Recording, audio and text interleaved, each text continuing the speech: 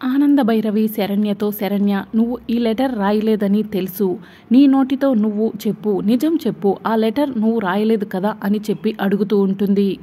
ఆ లెటర్ రాశాను, నేనే రాశాను అని చెప్పి శరణ్య గట్టిగా అరుస్తూ ఉంటుంది. ఇక ఆనంద భైరవి కోపంగా ఇంటికి వస్తుంది. కాసేపటికి ఆనంద భైరవి అనన్య రూమ్లోకి వెళ్ళి అనన్య చెంపపై లాగిపెట్టి ఒక్కటిస్తుంది.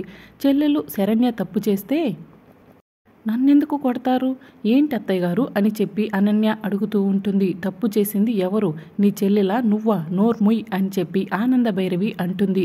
నేను తప్పు చేయడం ఏంటి అత్తయ్య గారు, నేను ఏం చేయలేదు అని చెప్పి అనన్య అంటూ ఉంటుంది. ఏం చేయలేదా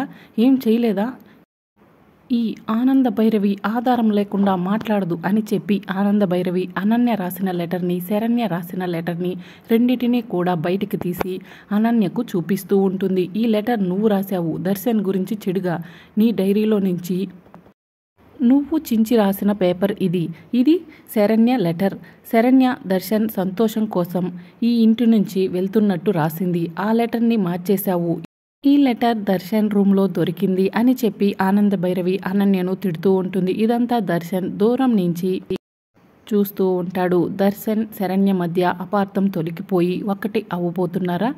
ఆనంద భైరవి దర్శన్ని, శరణ్యను ఒకటి చేయబోతుందా? ఏం జరగబోతుందో తెలుసుకోవాలనుకుంటున్నారా? అయితే ఛానల్ని సబ్స్క్రైబ్ చేసుకోండి.